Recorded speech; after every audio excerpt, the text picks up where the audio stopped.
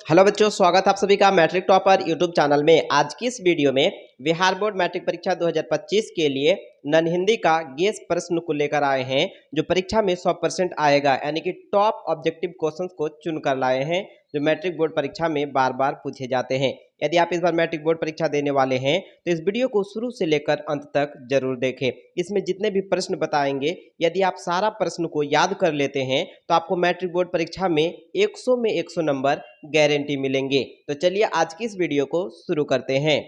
और पहला number question देखिए, question number 1 most VVI question है। कबीर किस भक्ति धारा के कवि थे? एक का सही आंसर होगा ऑप्शन नंबर ए हो जाएगा, निर्गुण भक्ति धारा के, यानी कबीर जो थे वो निर्गुण भक्ति धारा के कवि थे। आगे बढ़ेंगे और दूसरा नंबर क्वेश्चन है, क्वेश्चन नंबर 2 कवि कैसे संत थे? 2 का सही आंसर होगा ऑप्शन नंबर बी हो जाएगा, निर्गुणवादी, यानी कवि जो थे वो कैसे संत थे? तो निर्गुणवादी संत थे। और नेक्स्ट क्वेश्चन है, question number 3 most important question है। ईदगाह शीर्षक कहानी किसकी रचना है? यानी ईदगाह जो कहानी है ये किनके द्वारा लिखे गए हैं? 3 का सही आंसर होगा ऑप्शन नंबर ए हो जाएगा, प्रेमचंद्र, यानी ईदगाह शीर्षक कहानी के लेखाकार यानी कि रचनाकार जो है प्रेमचंद्र हैं। नेक्स्ट क्वेश्चन है, क्वेश्चन नंबर 4 विक्रमशिला पाठ साहित्य की कौन सी विधा है?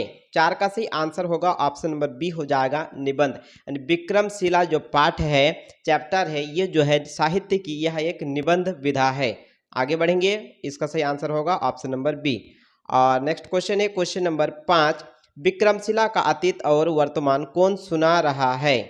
5 का सही आंसर होगा ऑप्शन नंबर सी हो जाएगा, स्वयं विक्रमशिला, यानी विक्रमशिला का अतीत और वर्तमान जो है स्वयं विक्रमशिला कहानी में सुना रहा है। करेक्ट आंसर हो जाएगा option number C. Most VVI question था। नेक्स्ट क्वेश्चन है, क्वेश्चन नंबर 6 विक्रमशिला विश्वविद्यालय में कुल कितने गेट हैं? यानी विक्रमशिला विश्वविद्यालय जो है इनके टोटल कितने दरवाजे हैं? 6 का सही आंसर होगा ऑप्शन नंबर डी हो जाएगा, 6, यानी विक्रमशिला विश्वविद्यालय में टोटल 6 गेट यानी 6 दरवाजे हैं। आगे बढ़ेंगे। नेक्स्ट क्वेश्चन है, क्वेश्चन नंबर 7 किस सदी में पूर्वी एशिया महादेश का ज्ञान दान का सबसे बड़ा केंद्र था? 7 का सही आंसर होगा ऑप्शन नंबर बी हो जाएगा, 10वीं से 11वीं सदी में। आगे बढ़ेंगे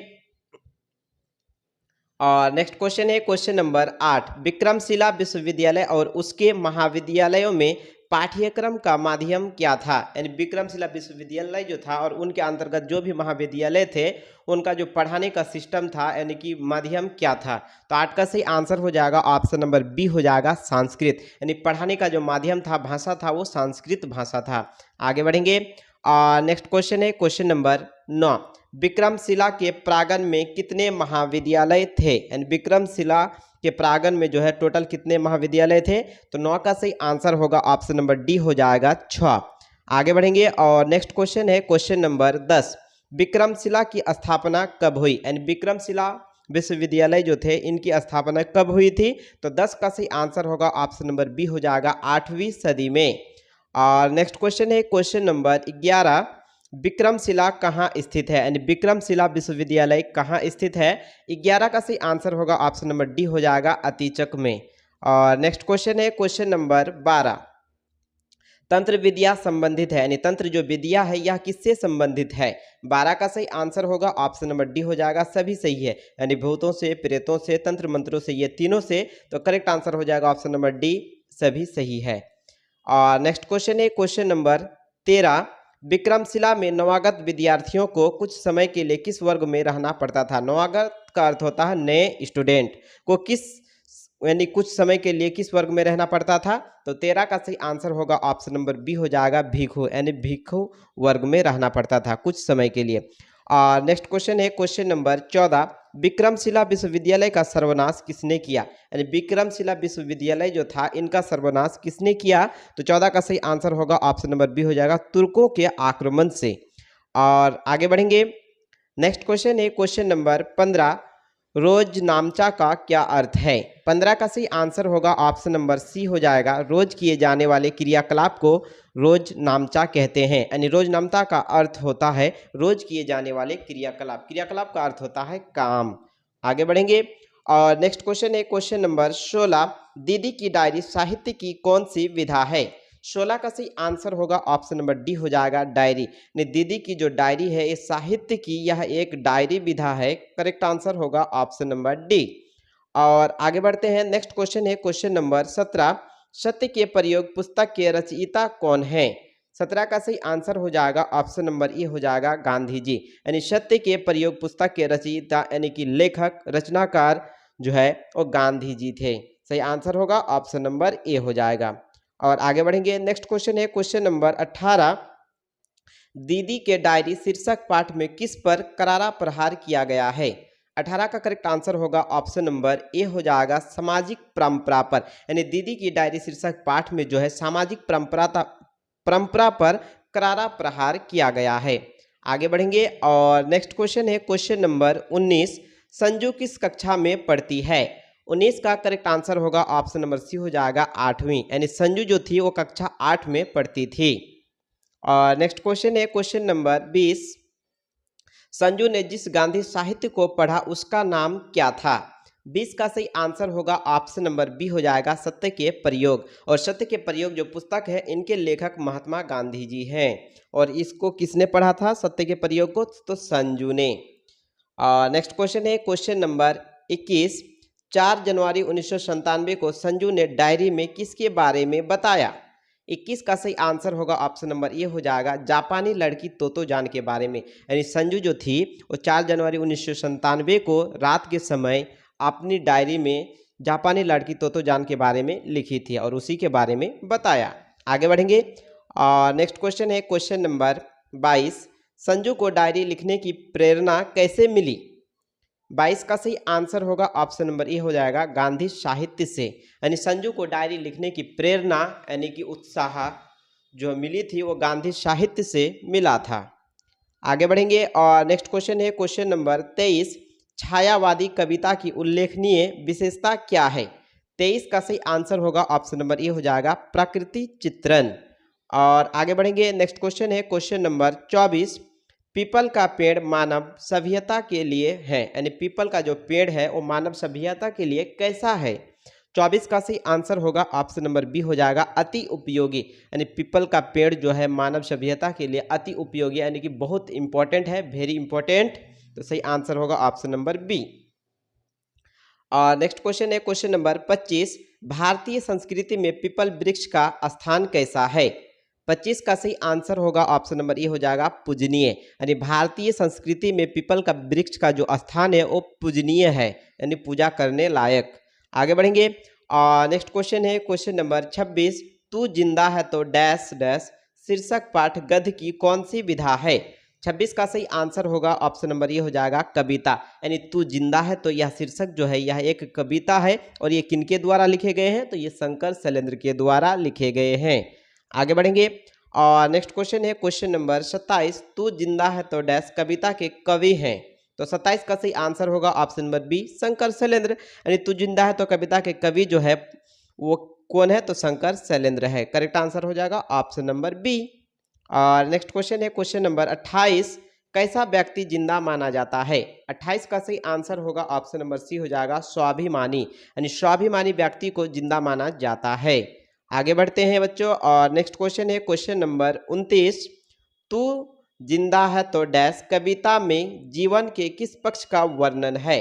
29 का करेक्ट आंसर होगा ऑप्शन नंबर बी हो जाएगा आशावादी। यानी तू जिंदा है तो कविता में जीवन के किस पक्ष का वर्णन किया गया है? आशावादी। आपको कभी निराश नहीं होना है, मायूस नहीं होना है, आपको काम करते रहिए, आपको आशा और भरोसा रखना है, आप निश्चित सफल होंगे, यही कहते हैं कवि।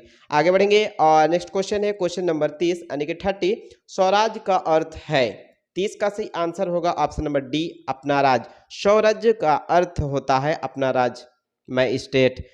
नेक्स्ट क्वेश्चन है क्वेश्चन नंबर 31। ईदगाह कहानी आधारित है। यानी ईदगाह जो कहानी है ये प्रेमचंद्र के द्वारा लिखे गए हैं, ये किस पर आधारित है? 33 का सही आंसर होगा ऑप्शन नंबर बी सी हो जाएगा बाल मनोविज्ञान पर। बहुत सारे स्टूडेंट क्या कर देते हैं? बी पर टिक कर देते हैं जो कि बिल्कुल गलत है। बाकी सी जो है बाल मनोविज्ञान पर आधारित है, ये करेक्ट है। और नेक्स्ट क्वेश्चन है क्वेश्चन नंबर 32। रमजान के कितने दिनों बाद ईद आती है? तो इसका आंसर लगभग हर मुसलमान बच्चों को पता होना चाहिए कि रमजान के पूरे 30 दिनों के बाद ईद आती है। करेक्ट आंसर ऑप्शन सी हो जाएगा, 32 का सी। और नेक्स्ट क्वेश्चन है क्वेश्चन नंबर 33। हामिद खिलौने की जगह अपनी दादी के लिए क्या खरीद कर लाता है? 33 का सही आंसर हो जाएगा ऑप्शन नंबर डी हो जाएगा, चिमटा। यानी हामिद जो है मेले से खिलौने की जगह दादी के लिए चिमटा खरीद कर लाता है। ओके, तो करेक्ट आंसर हो जाएगा ऑप्शन नंबर डी। और नेक्स्ट क्वेश्चन है क्वेश्चन नंबर 34। ईदगाह शीर्षक कहानी किसकी रचना है? 34 का सही आंसर होगा ऑप्शन नंबर ए, प्रेमचंद्र। यानी ईदगाह जो शीर्षक कहानी है ये प्रेमचंद्र के द्वारा लिखे गए हैं। 34 का आंसर ए हो जाएगा, प्रेमचंद्र। आगे बढ़ेंगे और नेक्स्ट क्वेश्चन है क्वेश्चन नंबर 35। ईदगाह कहानी वंचित बचपन की परिस्थितियों पर किस ढंग से टिप्पणी करती है? 35 का सही आंसर होगा ऑप्शन नंबर ए हो जाएगा, मार्मिक। और नेक्स्ट क्वेश्चन है क्वेश्चन नंबर 36। कैसा जीवन बालमन को वयस्क की तरह सोचने के लिए मजबूर कर देता है? तो इसका सही आंसर हो जाएगा 36 का बी हो जाएगा, अभावग्रस्त। और नेक्स्ट क्वेश्चन है क्वेश्चन नंबर 37। आमीना कौन थी? तो 37 का सही आंसर होगा ऑप्शन नंबर ए हो जाएगा, हामिद की दादी थी। और नेक्स्ट क्वेश्चन है क्वेश्चन नंबर 38। कर्मवीर शीर्षक कविता किस भाषा में लिखी गई है? 38 का सही आंसर होगा ऑप्शन नंबर डी हो जाएगा, खड़ी हिंदी। यानी कर्मवीर शीर्षक कविता जो है ये खड़ी हिंदी भाषा में लिखी गई है। बहुत सारे स्टूडेंट क्या कर देते हैं, मैथिली में टिक कर देते हैं, जो कि बिल्कुल गलत है। आपका ऑप्शन डी हो जाएगा सही आंसर। आगे बढ़ेंगे। नेक्स्ट क्वेश्चन है क्वेश्चन नंबर 39। व्यक्ति की कैसी निष्ठा उसकी सफलता का निर्धारण करती है? 39 का सही आंसर हो जाएगा ऑप्शन नंबर ए हो जाएगा, कर्म के प्रति। आपका जैसा कर्म होगा वैसा आपको फल मिलेगा। तो व्यक्ति की कैसी निष्ठा उसकी सफलता का निर्धारण करती है? तो कर्म के प्रति करेक्ट आंसर हो जाएगा ऑप्शन नंबर ए। आगे बढ़ेंगे। नेक्स्ट क्वेश्चन है क्वेश्चन नंबर 40। अयोध्या सिंह उपाध्याय लिखित शीर्षक पाठ है। 40 का सही आंसर होगा ऑप्शन नंबर ए हो जाएगा, कर्मवीर। यानी अयोध्या सिंह उपाध्याय लिखित शीर्षक पाठ किनके द्वारा लिखे गए हैं? तो ये कर्मवीर के द्वारा लिखे गए हैं। आगे बढ़ते हैं और नेक्स्ट क्वेश्चन है क्वेश्चन नंबर 41। सभ्यता एवं संस्कृति के रक्षक और निर्माण करता है। 41 का सही आंसर होगा ऑप्शन नंबर डी हो जाएगा, कर्मवीर। यानी सभ्यता संस्कृति के रक्षक और निर्माणकर्ता किसे मानते हैं? तो कर्मवीर को। नेक्स्ट क्वेश्चन है क्वेश्चन नंबर 42। कर्मवीर कविता के आधार पर आप अपना आदर्श किसे मानते हैं? तो 42 का सही आंसर होगा ऑप्शन नंबर डी हो जाएगा, महात्मा गांधी को। यानी कर्मवीर कविता के आधार पर आप अपना आदर्श जो मानेंगे वो महात्मा गांधी जी को मानना है। तो सही आंसर होगा ऑप्शन नंबर डी हो जाएगा। नेक्स्ट क्वेश्चन है क्वेश्चन नंबर 43। बाल गोविंद भगत की उम्र कितनी थी? तो 43 का सही आंसर होगा ऑप्शन नंबर सी हो जाएगा, 60 से ऊपर। यानी बाल गोविंद भगत जो थे इनकी उम्र 60 साल से ऊपर थी और ये जो है हर साल गंगा स्नान करने जाते थे। कहाँ जाते थे? तो गंगा स्नान करने। मोस्ट इंपॉर्टेंट क्वेश्चन है, आप इन्हें याद रखिए। और आगे बढ़ते हैं। नेक्स्ट क्वेश्चन है क्वेश्चन नंबर 44। बाल गोविंद भगत कबीर को साहब क्यों मानते थे? 44 का सही आंसर होगा ऑप्शन नंबर सी, कबीर के आदर्शों पर चलते थे इसलिए बाल गोविंद भगत कबीर को साहब मानते थे, याद रखना है। नेक्स्ट क्वेश्चन है क्वेश्चन नंबर 45। बाल गोविंद भगत कहाँ आसन जमा बैठते थे? तो 45 का करेक्ट आंसर होगा ऑप्शन नंबर सी, घर के आंगन में। बाल गोविंद भगत कहाँ आसन जमा बैठते थे? आसन का अर्थ होता है बैठना। कहाँ बैठे रहते थे? तो घर के आंगन में, अपने घर के आंगन में बैठे रहते थे। करेक्ट आंसर ऑप्शन सी हो जाएगा। और नेक्स्ट क्वेश्चन है क्वेश्चन नंबर 46। बाल गोविंद भगत किसकी रचना है? 46 का करेक्ट आंसर हो जाएगा ऑप्शन नंबर ए, राम वृक्ष बेनीपुरी के द्वारा लिखे गए हैं। और नेक्स्ट क्वेश्चन है क्वेश्चन नंबर 47। बाल गोविंद भगत पेशे से क्या है? 47 का सही आंसर होगा ऑप्शन नंबर सी हो जाएगा, गृहस्थ। यानी बाल गोविंद भगत जो थे वो पेशे से एक गृहस्थ थे। नेक्स्ट क्वेश्चन है क्वेश्चन नंबर 48। बाल गोविंद भगत गद्य की कौन सी विधा है? तो 48 का करेक्ट आंसर होगा ऑप्शन नंबर डी हो जाएगा, रेखा चित्र। नेक्स्ट क्वेश्चन है क्वेश्चन नंबर 49। बाल गोविंद भगत कबीर को क्या मानते थे? 49 का करेक्ट आंसर होगा ऑप्शन नंबर सी हो जाएगा, साहब। यानी बाल गोविंद भगत जो थे वो कबीर को साहब मानते थे। नेक्स्ट क्वेश्चन है क्वेश्चन नंबर 50। हुंडरू का जलप्रपात की ऊंचाई कितनी है? मोस्ट VBA क्वेश्चन है, हर साल पूछे जाते हैं। 50 का करेक्ट आंसर ऑप्शन बी हो जाएगा 243 फुट। यानी हुंडरू झरने की कुल ऊंचाई 243 फुट है। और फ्रेंड्स आपको इसमें जितने भी प्रश्न बताए हैं टोटल प्रश्न जो है टॉप और VBA ऑब्जेक्टिव क्वेश्चन है, जो मैट्रिक बोर्ड परीक्षा के लिए काफ़ी ही इंपॉर्टेंट है, याद रखिए। और नेक्स्ट क्वेश्चन है क्वेश्चन नंबर 51, हुंडरू का जलप्रपात रांची से कितनी दूर है? 51 का करेक्ट आंसर हो जाएगा आपका ऑप्शन नंबर डी हो जाएगा 27 किलोमीटर। और नेक्स्ट क्वेश्चन है क्वेश्चन नंबर 52, हुंडरू को शोभा कैसे बनी? शोभा का मतलब होता है सुंदरता। 52 का करेक्ट आंसर हो जाएगा ऑप्शन नंबर बी हो जाएगा प्रकृति द्वारा। यानी हुंडरू को शोभा कैसे मिली? तो गॉड गिफ्टेड, प्रकृति के द्वारा, अल्लाह ईश्वर के द्वारा मिला। नेक्स्ट क्वेश्चन है क्वेश्चन नंबर 53, जैसा हुंडरू का झरना वैसा उसका मार्ग किसने कहा? 53 का सही आंसर होगा ऑप्शन नंबर ए लेखक ने। लेखक ने कहा था कि जैसा हुंडरू का झरना है वैसा उसका मार्ग यानी कि रास्ता। किसने कहा? तो लेखक ने। करेक्ट आंसर ऑप्शन ए हो जाएगा। नेक्स्ट क्वेश्चन है क्वेश्चन नंबर 54, हुंडरू का जलप्रपात में किस संस्कृति का वर्णन है? 54 का करेक्ट आंसर होगा ऑप्शन नंबर ए हो जाएगा आदिवासी संस्कृति का। और नेक्स्ट क्वेश्चन है क्वेश्चन नंबर 55 और यह हमारा लास्ट क्वेश्चन है, हुंडरू का जलप्रपात गद्य की कौन सी विधा है? 55 का करेक्ट आंसर होगा ऑप्शन नंबर ए यात्रा वृत्तांत। और फ्रेंड्स आपको इस 55 ऑब्जेक्टिव क्वेश्चंस में कितने प्रश्नों का आंसर कंप्लीट याद था, आप हमें कमेंट में जरूर बताएं। और इसी तरह के नए वीडियो देखने के लिए आप हमारे मैट्रिक टॉपर यूट्यूब चैनल को सब्सक्राइब कर ले, ताकि वीडियो का नोटिफिकेशन सबसे पहले मिले और आप उन वीडियोज को देख पाए। तो मिलते हैं नेक्स्ट वीडियो में। जय हिंद।